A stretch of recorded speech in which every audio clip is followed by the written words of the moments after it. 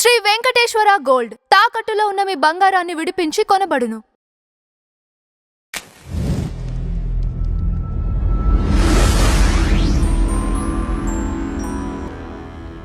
నమస్తే అమ్మగారు. నమస్తే అమ్మ, ఈ రోజుల్లో కొన్ని సమాజంలో జరుగుతున్న ఏవైతే మనకు వినిపిస్తున్నాయో కనిపిస్తున్నాయో వాటిని చూస్తుంటే పెళ్లి చేసుకోవాలంటే భయపడిపోతా ఉన్నారు ఈ రోజుల్లో. ఎవరు ఆడపిల్ల మగపిల్ల? ఆడపిల్లలైనా సరే మగపిల్లలు ఎక్కువ భయపడిపోతున్నారు. ఎందుకోసం అంటే రీసెంట్ గా ఒక మేఘాలయలో ఒక ఇద్దరు కపుల్స్ వెళ్ళారు. వెళ్ళాక ఆయన వేరే వాళ్ళకి సుపారీ ఇచ్చి మడలు చేపించేసింది. సో ఇట్లాంటివి చూస్తే ఇదే కాదు, ఇంత ముందు కూడా చాలా జరిగినాయి. సో అన్నిటిని చూస్తుంటే వింటుంటే భర్తను ముక్కలు చేసి వాటర్ ట్యాంకర్ లో పెట్టింది, డ్రమ్ లో పెట్టింది, సిమెంట్ ప్యాక్ చేసి. సో ఇవన్నీ ఇట్లాంటివి చూస్తుంటే వింటుంటే భయపడి అదే రంకు ప్రియుడితోటి కలిసి వెళ్ళి భర్తని రైల్వే పట్టాల దగ్గర తాగించేసి చంపేయడాలు ఇలాంటివి చాలా చేస్తూ ఉంటారని విన్నాము. సో ఇట్లాంటివి వింటుంటే భయం అవుతుంది. అంటే పెళ్లి చేసుకోవాలంటే అంటే ఇట్లాంటి చేస్తున్నకి ఎవరికి తప్ప, అంటే ప్రోత్సహిస్తున్నారా వాళ్ళు, లేకుంటే వాళ్ళ పేరెంట్స్ తప్ప, వీళ్ళే తప్ప, ఎవరిది అసలు? దీనికి అంతటికి మూల కారణాలు కొన్ని ఉంటాయండి. ఏమిటంటే మనుషుల్లో ఆశ అనేది ఉండొచ్చు కానీ అత్యాశ, దురాశ, పేరాశ అనేవి ఎవరిలో అయితే ఉంటాయో, స్త్రీలు కానీ పురుషులు కానీ ఎవరిలో అయితే ఉంటాయో వాళ్ళు ఎంతకైనా తెగిస్తారు. అది ఒక కేటగిరీ మనుషులు. అలాగే జీవితంలో చాలా పేదరికం నుంచి ఒక్కసారి నడమంత్రపు సిరి, అంటే ఒక్కసారిగా ధనాన్ని చూసి వాళ్ళు ఉంటారే, వాళ్ళల్లో కూడా ఇటువంటి ఆలోచనలు ఉవ్వెత్తున ఎగసిపడుతూ ఉంటాయి. I should become crorepati within no time. Sudden గా నేను కోటేశ్వరరాలు అయిపోవాలి, నేను ప్రపంచ ధనవంతుల్లో ఒకరైపోవాలి అనే దురాశ, పేరాశ కలుగుతుంది. ఇలాంటి నేరాలకి పాల్పడే ఆస్కారం ఎక్కువగా ఉంటుంది. ఇంకా రెండో రకం ఏమిటి అంటే శారీరక కామవాంఛలతో రగిలిపోయే స్త్రీలు కొందరు, పురుషులు కొందరు ఉంటారు. వాళ్ళకి వెరైటీ కావాలి. ఒక మొగుడుతో ఒక భార్య హ్యాపీగా ఉండలేదు, ఒక భార్యతో ఒక భర్త అడ్జస్ట్ కాలేడు. వాళ్ళకి గంటకి కొత్త కొత్త కొత్త కొత్త కొత్తదనం కావాలి. మరి కొత్తదనం ఎలా దొరుకుతుంది? ఈ హోటల్లో ఇడ్లీ బాగుంది, ఆ హోటల్లో మసాలా దోశ సూపర్గా ఉంటుంది, ఇంకో హోటల్లో ఇడ్లీ సాంబార్ వడ కలిపి బ్రహ్మాండంగా ఉంది, ఇంకో హోటల్లో సెట్ దోశ వడ కర్రీ అదిరిపోద్దండి, చికెన్ పకోడీ చేయడంలో ఆ కుక్కు చాలా ఎక్స్పర్ట్, అక్కడికి పోదాము.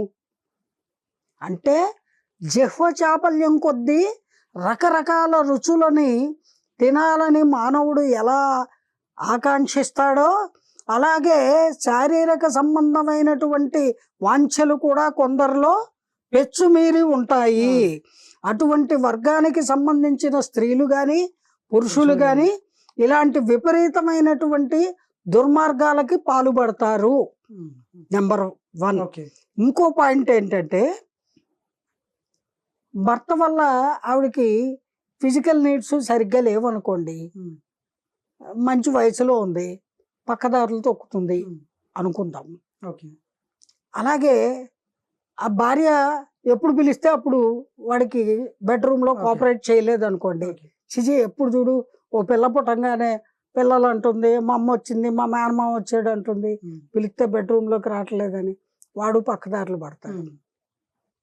అలా ఒక కేటగిరీ మనుషులు ఉంటారు. అంటే ఫిజికల్ నీడ్స్ కోసం తప్పులు చేసే వాళ్ళు అతి కామ కోరికలతో కాదు, తీర్చవలసిన కోరికల్ని కూడా తీర్చుకోవడానికి వెసులుబాటు లేక తప్పుడు మార్గంలో పయనించే వాళ్ళు ఆ కేటగిరీ.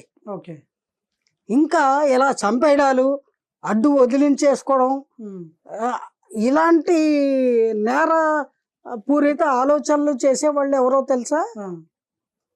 వీడికి బాగా డబ్బు ఉంది, ఆ డబ్బు కావాలి నాకు, ప్లస్ మంచి వయసు మీద ఉన్నాడు, నాకంటే 10 ఏళ్ళు చిన్న అయితే ఏంటి, మంచిగా నా ఫిజికల్ నీడ్స్ అన్ని తీరుస్తున్నాడు, ఈ దరిద్రుడు బతుకుంటే తలకాయ నొప్పి, పైగా తాగుబోతు, పైగా వీడికి బంధు బలగం ఎక్కువ, చాకరీ చేయలేక చచ్చిపోతున్నా అని ప్రియుడితో కలిసి వాడిని మట్టు పెట్టేయడం, అంతం చేసేయడం. దొరకంలే అని మాస్టర్ ప్లాన్ వేసుకు చంపేస్తారు. ఆ, ఎక్కడో ఒక పొరపాటు చేస్తారు, దొరికిపోతారు అవును. పోలీసులకి. అవును. నేరస్తులు ఎప్పుడూ చట్టాన్ని నుంచి తప్పించుకోలేరండి. అవును. ఏదో ఒక మూల వాళ్ళు చేసిన తప్పులో ఒక ఎవిడెన్స్ దొరుకుతుంది, పక్కా. దొరికిపోతారు. 100% దొరుకుతుంది. అవును.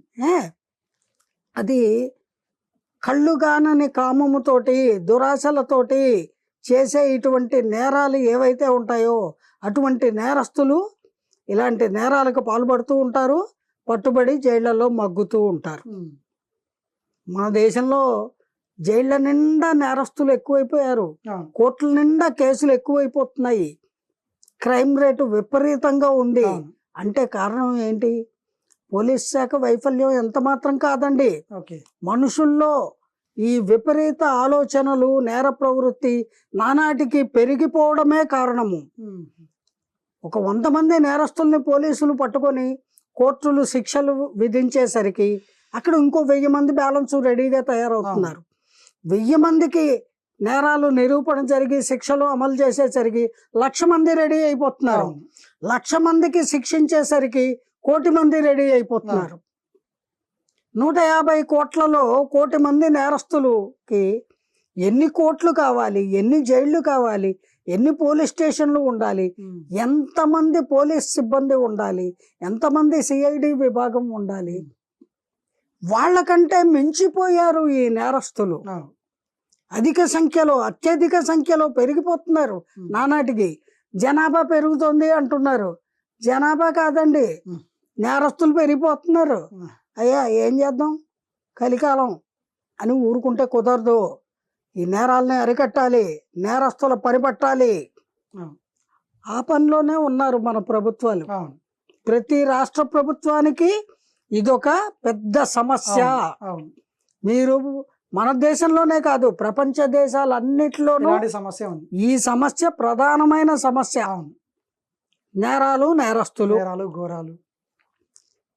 తర్వాతే తక్కిన సమస్యలు. అవును. అందులో ఈ లైంగిక పరమైన వేధింపులు, స్త్రీలు పురుషుల్ని, పురుషులు స్త్రీలని కూడా బ్లాక్మెయిల్ చేయడాలు, మర్డర్లు చేయడాలు, మానభంగాలు చేయడాలు, ఉమ్, వేధించడాలు, బాధించడాలు, కాల్చి తగలబెట్టేయడాలు, విషమిచ్చి చంపడాలు, వీటన్నిటికీ కారణం ఏమిటి? మనిషికి అన్లిమిటెడ్ డిజైర్స్. ఓకే. మనిషికి ఇంత చిన్న మెదడు ఉంటే దాన్ని మించిన ఆలోచనల పుట్టగా మారిపోతున్నాడు. ఆహా. విపరీతమైన ఆలోచన ధోరణి, అందులో వినాశనానికి దారి తీసే ఆలోచనలు చేయడం ఎక్కువైపోయింది. ఓకే. అదే వీటన్నిటికీ కారణమవుతోంది. దాన్ని కంట్రోల్ చెయ్యాలి అంటే పిల్లలుగా ఉన్నప్పుడే, బాల్య దశలోనే తగిన చర్యలు చేపట్టాలి. అవును. అంటే మొట్టమొదటగా తొలి గురువులైన తల్లిదండ్రులు ఉమ్, వాళ్ళ పిల్లల పెంపకం విషయంలో జాగ్రత్త కాదు, అతి జాగ్రత్తలు పాటించాలి. ఓకే. ఫస్ట్ బేసిక్గా, ఓకే. ఫండమెంటల్గా. ఓకే. నెక్స్ట్ స్కూల్స్, అవును. కాలేజెస్, అవును. యూనివర్సిటీస్, వాటన్నిటిలో కూడా చాలా స్ట్రిక్ట్ రూల్స్ పెట్టి విద్యాబుద్ధులను మాత్రమే నేర్పించాలి. అలాగే వాళ్ళకి వ్యక్తిత్వ వికాసాన్ని, ఎస్, ఇంపార్టెంట్. క్యారెక్టర్ ఎలా వాళ్ళు డెవలప్ చేసుకోవాలి, ఎలా మంచి పౌరులుగా వాళ్ళని తీర్చిదిద్దాలి అనేటువంటి తరగతులు కూడా నిర్వహించాలి. ఈ నేరాలు అనేవి ఆ స్థాయి నుంచి ఉండకుండా తగ్గుతాయి, కంట్రోల్ చేయడం అనేది సాధ్యపడుతుంది. ఆ దిశగా ప్రభుత్వాలు, తల్లిదండ్రులు, అన్ని రంగాలకి సంబంధించిన వాళ్ళు కూడా క్రమశిక్షణ చర్యలు మొదటి నుంచి చేపట్టాలి. అవలంబిస్తే బాగుంటుంది. సడన్ గా ఒక నేరం చేశాక వీడికి ఉరిశిక్ష వేయాలి, వీడిని ఎన్కౌంటర్ చేయాలి, దాన్ని చంపేయాలి, దాన్ని 10 మందిలో పెట్రోల్ వస్తే తగలేయాలి. ఏంటండి ఆ పైశాచికమైన మాటలు? ఆ పరిస్థితులు ఎందుకు అవసరమా? మనకి అక్కర్లేదు. వాటిని ఎదుర్కొనే దుస్థితి మనకి వద్దు అని అనుకునేటువంటి ప్రతి మనిషి కూడా ఓకే. తన కుటుంబ స్థాయి నుంచే బిడ్డల్ని పెంచుకునేటప్పటి నుంచే తగు జాగ్రత్తలు వహించాలి. అప్పుడు ఈ నేరాల సంఖ్య, ఈ ఘోరాల సంఖ్య తగ్గుతుంది. ఆ. తర్వాత పెళ్ళిళ్ళు చేసుకోవడానికి భయపడుతున్నారు మగవాళ్ళు అన్నారు. ఆడపిల్లలు కూడా భయపడుతున్నారు. ఓకే అసలు పెళ్ళిళ్ళు అవ్వడమే చాలా కష్టంగా ఉంది ఈ రోజుల్లో. ఓకే ఒక మగ పిల్లవాడిని నమ్మి పిల్లనివ్వడానికి తల్లిదండ్రులు భయపడుతున్నారు. వాడికి ఏ దురలవాట్లు ఉన్నాయో, ఏ బ్యాడ్ హ్యాబిట్స్ ఉన్నాయో, ఏ బ్యాడ్ బ్యాక్గ్రౌండ్ ఉందో ఓకే అని భయపడి పిల్లనివ్వడానికి సంకోచించే వాళ్ళు ఎక్కువైపోయారు. అవ్వక పెళ్ళైతే ఇగో ఇలాంటి పెళ్ళాలు దొరికారంటే వాడి బతుకు అయిపోతుంది, ఫినిష్. అవును అలాగే ఆడపిల్లకి పెళ్ళిళ్ళు అవ్వడం కూడా చాలా కష్టంగా ఉంది. కోట్లల్లో కట్నాలు అడగడము, అవును ఏదో ఒక రూపంలో కట్నము అనే పేరు ఎత్తకుండా మీరు మా అబ్బాయికి ఆడి కారు ఒకటి కొని ఇచ్చేసేయండి, అలాగే గ్రేటర్ కమ్యూనిటీలో వాళ్ళు ఇండివిజువల్గా హ్యాపీగా ఉంటారు, ఒక ఫ్లాట్ తీసిచ్చేయండి, ఎంత ఉండదు ఒక 5 కోట్లలో వచ్చేస్తుంది. 5 కోట్లు అంటే మాటల ఏమన్నా తొడుక్కొని విప్పేసే బట్టల అవి? కోట్లు ఎక్కడి నుంచి వస్తాయి? సామాన్య మానవులు వాళ్ళ ఆడపిల్లలకి పెళ్ళిళ్ళు చేయొద్దా? చేసుకోవద్దా? చెయ్యనివ్వరా? జరగకూడదా? వాళ్ళు అందుకే తప్పుడు మార్గాల్లో బాయ్ ఫ్రెండ్స్ని వెతుక్కొని ఆహా రూములు ఓహో రూములకి వెళుతున్నారు, వయసు పొంగుని ఆపుకోలేక. అలాగే మగపిల్లలు తప్పుడు మార్గాల్లో వెళుతున్నారు. ఇవి అరికట్టాలి అంటే సకాలంలో మీ బిడ్డలకి, ఆడపిల్లలైనా సరే మగపిల్లలైనా సరే, ఆఫ్టర్ 20 బిఫోర్ 25 years పెళ్లి చేసేయండి, ఆడపిల్లలకైనా సరే మగపిల్లలకైనా సరే. అప్పుడు ఇటువంటి సమస్యలు తలెత్తవు. మరి పూర్వకాలంలో ఎంచక్క ఆడపిల్లకి ముచ్చటగా పెళ్ళిళ్ళు సకాలంలో చేసేవారు.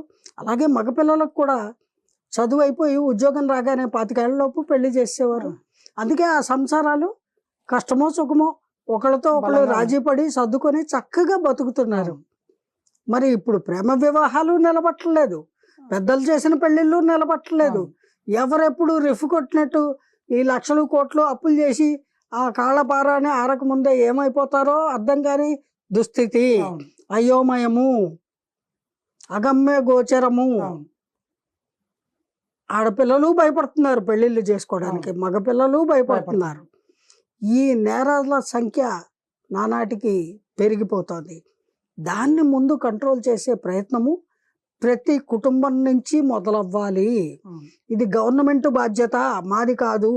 లా అండ్ ఆర్డర్ది, చట్టాలది, పోలీసులది లేదా కోర్టులది అని అనుకోకూడదు. ప్రతి మనిషి తన వ్యక్తిగతంగా ఆలోచించి సక్రమంగా తమ బిడ్డల్ని తీర్చిదిద్దుకోవాలి. అప్పుడు ఇటువంటి దుస్థితులు ఎదురవ్వవు అని నేను భావిస్తున్నాను. అవునమ్మా. జై గురుదేవ. జై గురుదేవ్. థ్యాంక్ యూ అమ్మా.